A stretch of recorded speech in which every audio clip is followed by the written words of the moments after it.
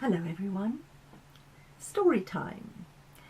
This week's short story is called The Door. As her consciousness lifted, the sounds from her dream slowly morphed into day sounds that she recognized. She kept her eyes closed. The sounds, birdsong mostly, beckoned her with a promise that today could be a good day. But how could it be good when she felt so emotionally disturbed? The presence of the dream lurked, its tentacles, as always, reluctant to let her go. She pushed the duvet aside. Drenched in sweat, her body displayed the evidence of her struggle to get away from the dream. She opened her eyes and sighed. Daylight poured through the sheer yellow curtains. She had always liked yellow, such a happy colour. The curtains matched the accent wall opposite her bed. She wished she could match the happiness that the colour represented, but the darkness of the dream still clutched her close to its sinister bosom. The alarm's shrill call announced the day's urgency. Simultaneously, her phone vibrated on her bedside table. It was a text message from Mary.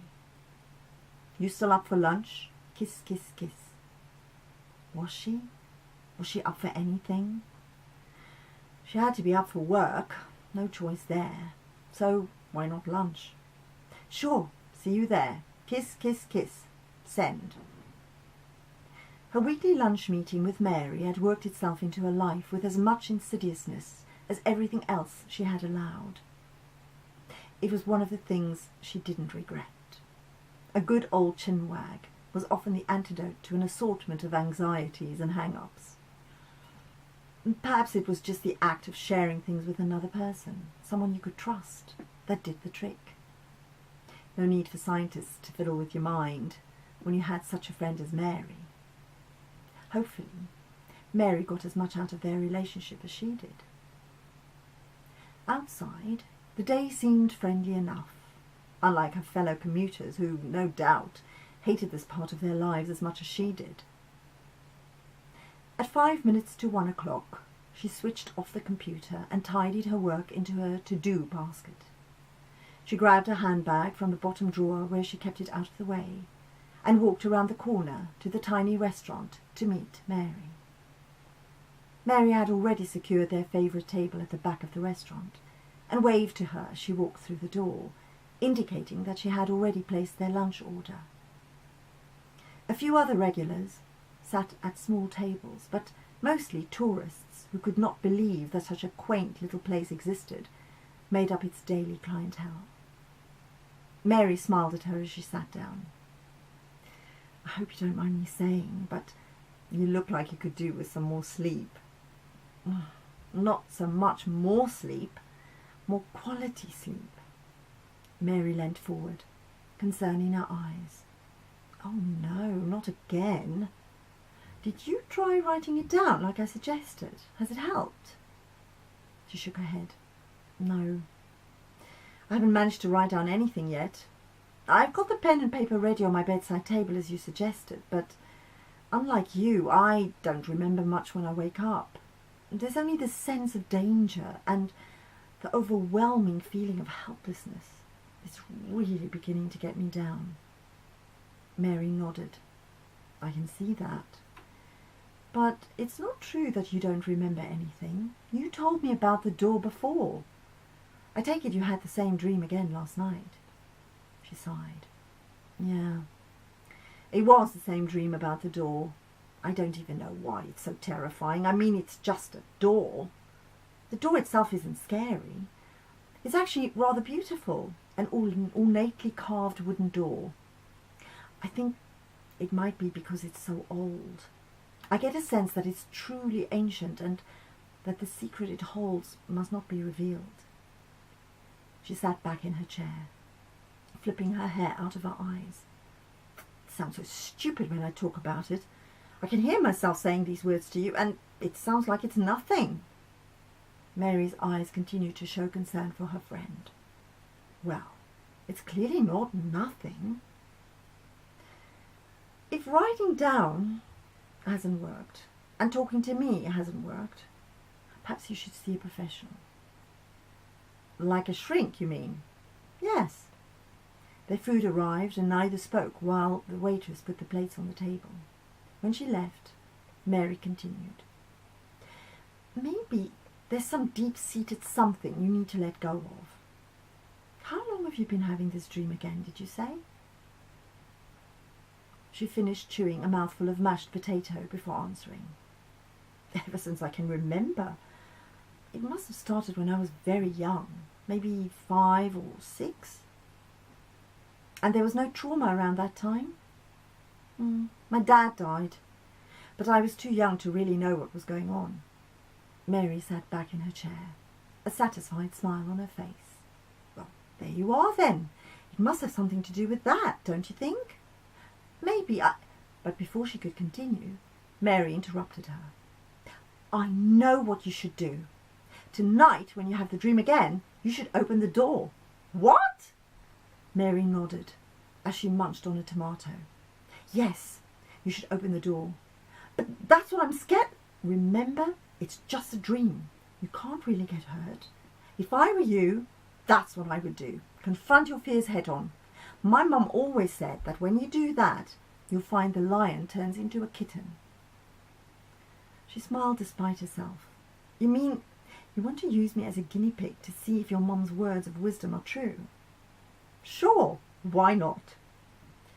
In a way, it was a relief that Mary didn't take the dread of her recurrent dream too seriously. It was just a dream, after all. The afternoon dragged. She could hardly wait to get home to try Mary's advice. Mary had inspired her to feel excitement rather than scared about going on the adventure to find out what lies behind the door. Why'd she never thought of opening the bloody door herself? Just the thought of taking action made her feel 100 times better about the situation. Her feelings of hopelessness were almost completely gone.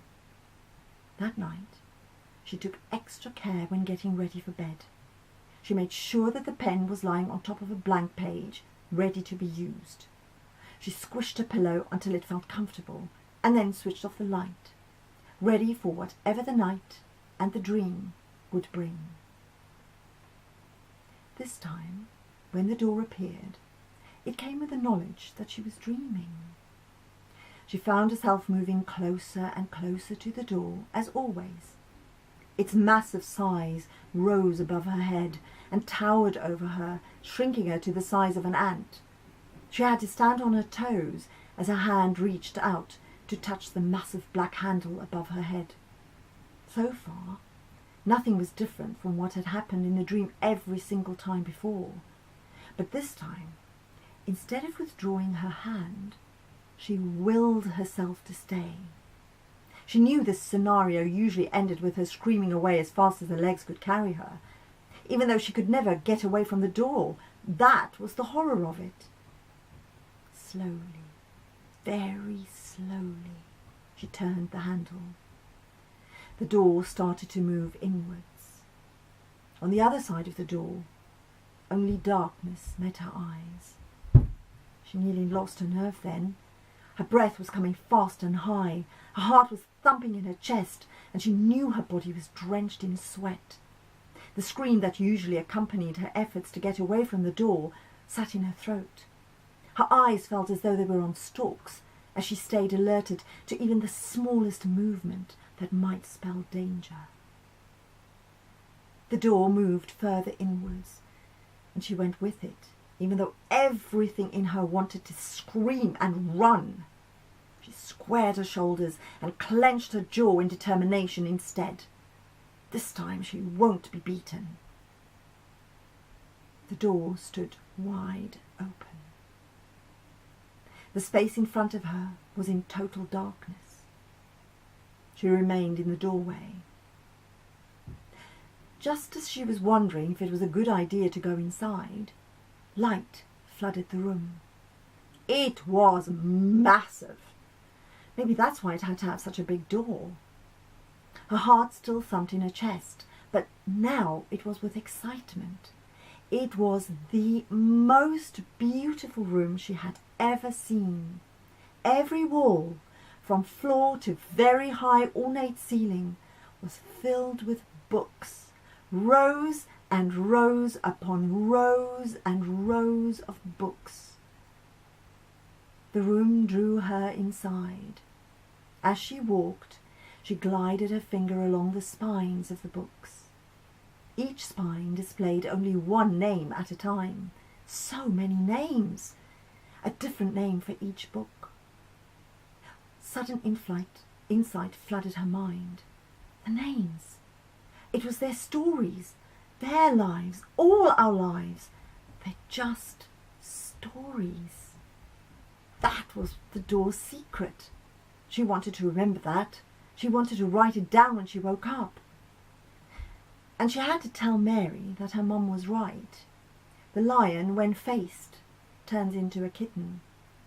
Except her kitten was the most beautiful, exotic sort of kitten she had never expected to find. Thank you very much for listening. Until next time.